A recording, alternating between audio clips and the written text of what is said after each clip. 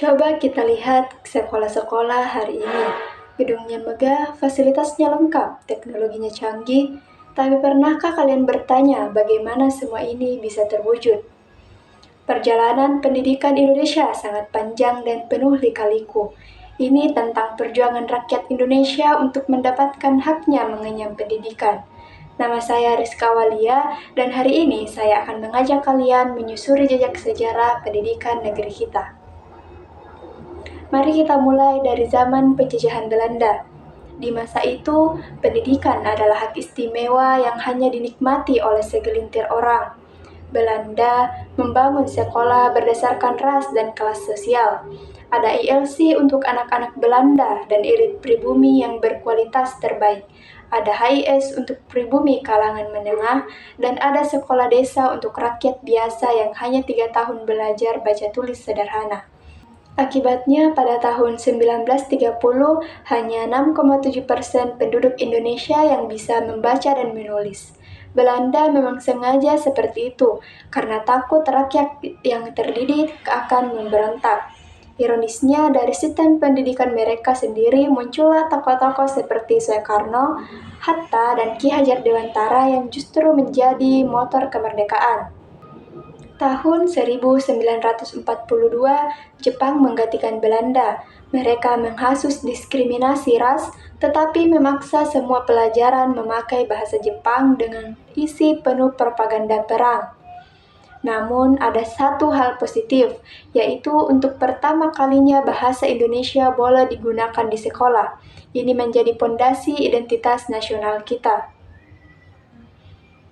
Ketika Indonesia merdeka, Ki Hajar Dewantara menjadi Menteri Pendidikan pertama dengan filosofi Ingarsa Sungutulada Ingmatya Mangunkarsa Tutwuri Handayani.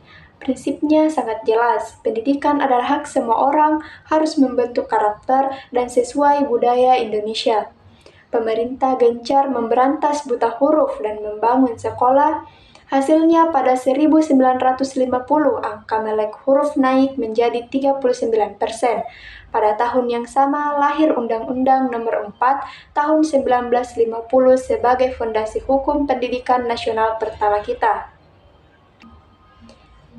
Era Orde Baru membawa pembangunan infrastruktur pendidikan secara masif. Program SD Impres membangun 61.000 sekolah dasar dari tahun 1973 sampai 1983. Angka partisipasi SD melonjak dari 60% menjadi 95%. Tahun 1984 dimulai program wajib belajar 6 tahun yang kemudian diperpanjang menjadi 9 tahun pada 1994. Tapi ada sisi gelapnya. Sistem pendidikan sangat sentralistik dan penuh indoktrinasi politik. Kreativitas dan pemikiran kritis justru terkekang karena terlalu fokus pada hafalan dan ujian nasional. Tahun 1998, reformasi membawa angin segar. Tahun 2003 lahir Undang-Undang Nomor 20 tentang Sistem Pendidikan Nasional yang menekankan demokratisasi dan peningkatan kualitas. Kurikulum berkembang cepat. KBK tahun 2004 fokus pada kompetensi, KTSP 2006 memberikan otonomi ke sekolah, kurikulum 2013 mengedepankan pendidikan saintifik dan karakter. Yang terbaru adalah kurikulum Merdeka tahun 2022.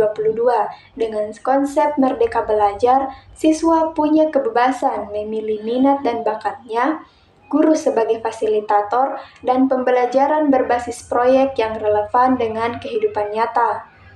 Era ini juga ditandai dengan transformasi digital yang pesat. Platform seperti Ruang Belajar dan Ruang Guru bermunculan. Pandemi COVID-19 mempercepat digitalisasi pendidikan. Dari sistem kolonial yang diskriminatif, masa Jepang yang penuh propaganda, era kemerdekaan yang penuh harapan, pembangunan masif Orde Baru, hingga transformasi era reformasi, perjalanan lebih dari 300 tahun ini mengajarkan kita bahwa pendidikan adalah perang pertarungan ideologi. Akses pendidikan adalah hasil perjuangan yang tidak pernah berhenti dan kita masih terus mencari bentuk ideal pendidikan Indonesia.